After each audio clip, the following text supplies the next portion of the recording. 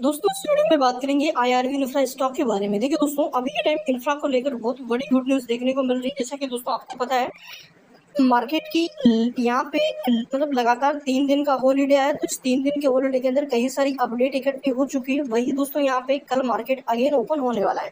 तो कल का व्यू मैं आपको बताऊंगा कि कल यहाँ पे किस स्टॉक का प्रदर्शन रहेगा एंड यहाँ पे आने वाले 1 मंथ 2 मंथ के अंदर कितने टारगेट देखें, क्योंकि देखिए हमारे सामने 22 जुलाई के आसपास आपको बजट भी देखने को मिलेगा। तो बजट के रिलेटेड पहले ही दोस्तों बड़े अब जो प्लेयर है उन्होंने दोस्तों संकेत दे दिया है कि इस बार गवर्नमेंट इंफ्रा में इन्वेस्टमेंट बढ़ाकर डबल कर सकती है। इसी का दोस्तों एक और बड़ा अपडेट आया है, जो कि आपके बड़े जो ग्लोबल इन्वेस्टर है दोस्तों, उनका नाम है क्रिशूड। ठीक है, सॉरी दोस्तों, यहाँ पे जिनका नाम अगर बता दूं मैं, तो दोस्तों उनका नाम है यहाँ पे, हाँ बिल्कुल दोस्तों, क्रिशूड जिनका नाम है। एंड उन्होंने दोस्तों अपना व्यू बताया आने वाले 5 साल को दोस्तों जो इंफ्रा है इसको लेकर दोस्तों वो बुलिश है। यहाँ पे दोस्तों उन्होंने इंफ्रा में इन्वेस्टमेंट करने के लिए सजेशन दिया है। दूसरी चीज उन्होंने खुद ने भी दोस्तों जो आपके इंडियन स्टॉक मार्केट है उसके बैंकों के बड़े बड़े जो गवर्नमेंट बैंक है, विश्वास पात्र बैंक है जैसा कि एचडीएफसी वगैरह, इनमें सेलिंग करी है, वही दोस्तों आपके इंफ्रा के अंदर पैसा लगाया है। तो ये समझ सकते हैं कि अभी के टाइम कितना बड़ा संकेत हमारे लिए कि इंफ्रा के स्टॉक जिस प्रकार अगर पिछले 1 साल में देखोगे, आपकी सबसे तगड़ा रेलवे का सबसे तगड़ा जो रिटर्न है वो रेलवे में बना है, इसी के साथ रिन्यूएबल एनर्जी में बना है। बट इंफ्रा के अंदर अभी के टाइम दोस्तों जो रिटर्न चाहिए था ना इंफ्रा के स्टॉक का, जैसा कि आईआरबी इंफ्रा के पिछले 1 साल का रिटर्न देखोगे तो लगभग दोस्तों यहाँ पे ये डबल हो गया है। बट ज्यादा रिटर्न यहाँ पे नहीं बना, जिस प्रकार 300-400% 3-4 गुना होने थे स्टॉक, वो नहीं हो पाए। तो इसी को चीज को देखते हुए दोस्तों अब आगे इनको लेकर पुलिस है। एंड जैसा कि बताया गया कि पिछले 5 साल में जैसा कि रेलवे में ग्रोथ आई है, आपकी यहाँ पे दोस्तों जो रिन्यूएबल एनर्जी इनके शेयरों में ग्रोथ आई है, उसी के साथ दोस्तों इस बार आपके इंफ्रा के शेयरों में 4-5 गुने होते हुए नजर आ सकते हैं। तो आईआरबी इंफ्रा दोस्तों यहाँ पे जैसा कि करंटली 67 रुपए पे ट्रेड कर रहा है, वोल्टिलिटी कंटिन्यू नजर आ रही है। जैसा कि आप देखोगे 2 बल्क डील हुई, जो बाउंड वीक हाई थे वहां से गिरा एंड हमें 65-63 के आसपास नजर आया, अगेन धीरे धीरे रिवर्सल कर रहा है। जहां तक लगता है कि इस वीक के अंदर आराम से फिर से दोस्तों ये 70 का लेवल पार करता हुआ दिख जाएगा।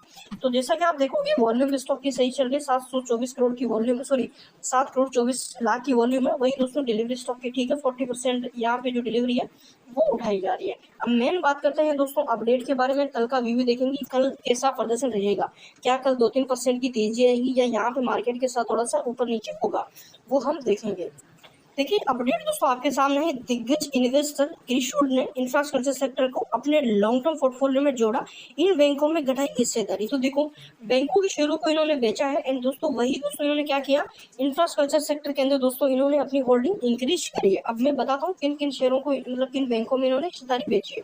देखिए क्रिशूड ने अपने पोर्टफोलियो इंफ्रास्ट्रक्चर थीम को 4% वेटेज के साथ यहाँ पे जो जो इंट्रोड्यूस है वो किया है। एंड इसी के साथ दोस्तों इन्होंने देखिए एडजस्ट करने के लिए उन्होंने आईसीआईसी बैंक और एचडीएफसी बैंक में 1% और एक्सिस बैंक में 2% हिस्सेदारी कम कर दी। अब आप सोचो, जो ये बैंकों का नाम मैं ले रहा हूँ ना दोस्तों, ये मार्केट लीडर है, मार्केट को ये लीड करते हैं। मतलब इनमें तो दोस्तों जैसे कि आपका इन्फ्लेशन बढ़ेगा उसके अकॉर्डिंग इनके स्टॉक के प्राइस बढ़ेंगे ही बढ़ेंगे। मार्केट में सबसे कम रिस्क है स्टॉक्स में, क्योंकि ये मार्केट को लीड करते हैं, जैसा कि एचडीएफसी हो गया, आईसीआईसी हो गया, एचडीएफसी यहाँ पे आपका एक्सिस हो गया, तो ये मार्केट लीडर है बैंकिंग सेगमेंट के अंदर। ठीक है, अब वही अगर इनमें हिस्सेदारी घटाई गई है पोर्टफोलियो को मेंटेन करने के लिए, तो इनका पैसा अगर इनमें मैं बात करूं 1-2% हिस्सेदारी बेचने की बात हो, तो ये कोई छोटा मोटा नहीं है, कम से कम मेरे हजारों करोड़ों में आती है।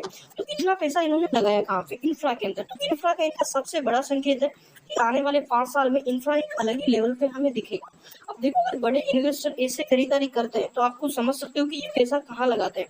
एंड इनका पैसा अगर लगता है तो फिर इनके पैसों से रिटर्न ही निकल के आता है। हमारे शॉर्ट जो नॉर्मल इन्वेस्टर उनकी तरह नहीं है कि जैसा कि लगाया तो लॉस भी हो गया तो हो गया, सॉरी।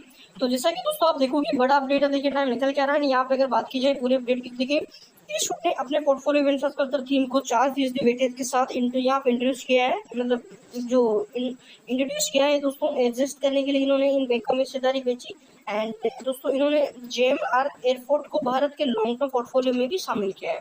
तो जो ये स्टॉक, इसका नाम भी आप पढ़ सकते हो, इनको भी इन्होंने यहाँ पे खरीदारी करी है। अब मेन फंड की कल का व्यू क्या रहेगा, क्या कल स्टॉक के अंदर तेजी आएगी या कल स्टॉक हमें वॉल्टिलिटी में देखने को मिलेगा। इस प्रकार से दोस्तों एमओ में कोई भी बड़ी सेल क्वांटिटी नहीं है, तो चांस है कि मार्केट जिस प्रकार रिएक्ट करेगा उसी प्रकार हमें स्टॉक भी रिएक्शन देता हुआ नजर आएगा।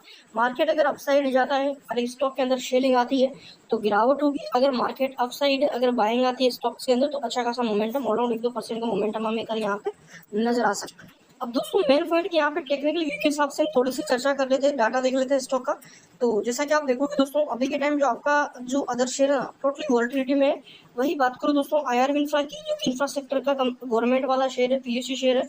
तो यहाँ पे देखिए दोस्तों डाटा समझिए 48 का करंटली आरएसआई चल रहा है, लगभग अगले बॉटम पे मिल रहा है। अगर आप ये सोच रहे हैं कि भाई यहाँ से और नीचे आएगा, यहाँ से हमें 60 रुपये में मिलेगा, यहाँ से हमें 55 में मिलेगा, तो आपकी गलत सोच है। क्योंकि यहाँ से देखो आरएसआई 48 का है, गिरता भी तो आरएसआई 35 एंड 40 के लेवल से हमें अगेन उठता हुआ नजर आता है। मतलब दोस्तों का जो प्राइस है ना वो हमें अराउंड यहाँ पे 63 64 बस ये लास्ट लेवल है, इसके नीचे आसानी से नहीं जाएगा, जल्दी यहाँ से उल्टा हमें 70 रुपये प्लस होता हुआ नजर आएगा।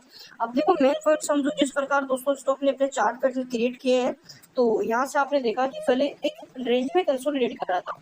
करंट टाइम पे जिस प्रकार इंफ्रा पर फोकस किया गया है, यहाँ पे आप देखोगे तो हमें स्टॉक उठता हुआ नजर आए। अब जैसे ही दोस्तों और इंफ्रा पर ज्यादा फोकस किया जाएगा, तो यहाँ पे आप देखेंगे कि दोस्तों आपका आईआरबी इंफ्रा हमें एक बढ़िया रैली दिखाता हुआ नजर आएगा। जिस प्रकार कंसोलिडेट किया है दोस्तों, चांस बन रहा है कि यहाँ से हमें ये 100 रुपये का लेवल आसानी से क्रॉस करता हुआ नजर आ जाए। जिस प्रकार कंपनी का चार्ट हमें शेयर का चार्ट हमें बनता हुआ नजर आ रहा है।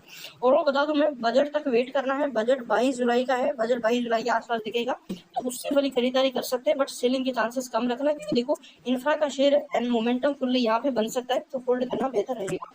चैनल पे नए हो सब्सक्राइब जरूर कर लो, बेल आइकन को, ताकि अपडेट आपको मिलता है।